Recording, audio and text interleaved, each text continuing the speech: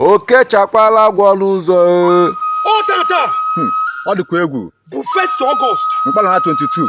Ọ dịkwa egwu. The year 2026. Oke chakwala agwọ n'ụzọ.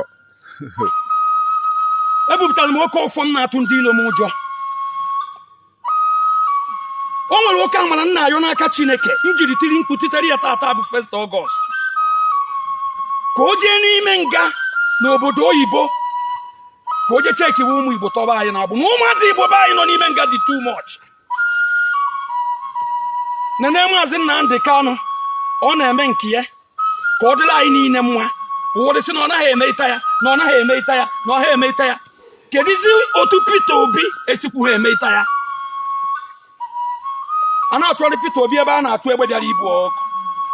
Ebupụtara m ọfọ Chukwu okike nke ka m na-akpọkọ. Ọ gị nwa bụ onye ga-ejere anyị ọgụ a. Onwe gị onye ọzọ. Ana m ayọ gị n'ụbọchị tata.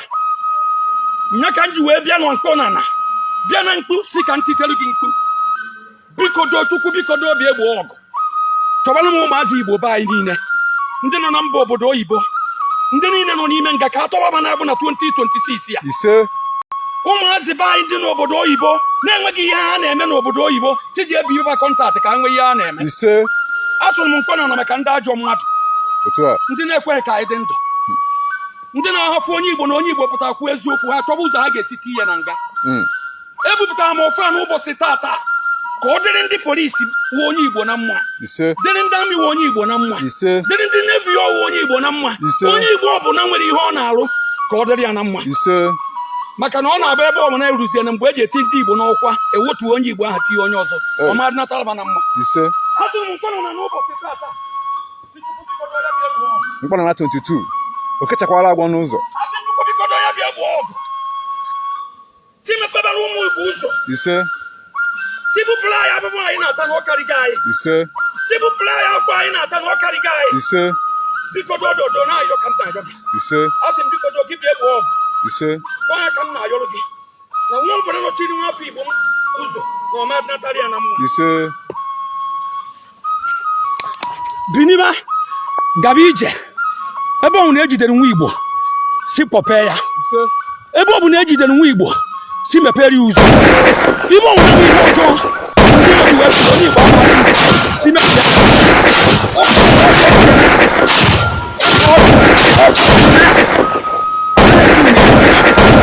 ibe m na-ekwu n'ụbọchị tata na ji onye Igbo na ọ hago ya. Agbọghọ na ji nwoke bụ onye Igbo na ọ hago ya. Ihe ọ bụla eji nwee sị na Igbo ama adị ndụ na anyị ga-adị ndụ. Peter Obi nọkọta esi na ụjọ na-atụzi ya na ya amazighị otu esi ibe kwadoro ya na nke ikpeazụ a mana Peter Obi ya ha anwụ na nwatakịrị ọbụla nwa onye Igbo pụta anụ ka ọ gbaa mbọ na ọ ga-enwe ego. Nwatakịrị bụ onye Igbo ọbụla pụta anụ mmanụ na aka aja aja na-ebute ọnụ mmanụ na ọ ga-adịrị ya mma.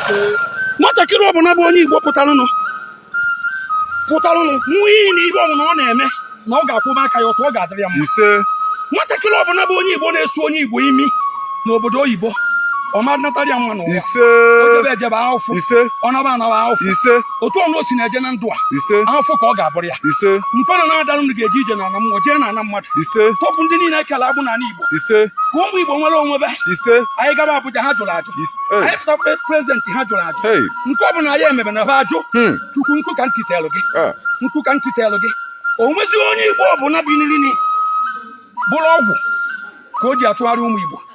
Asị nka mkpana na-ada ka ọnwụ gị na-ada. Okwu ekwuru n'iyi. Oke chakwala agwọ n'ụzọ.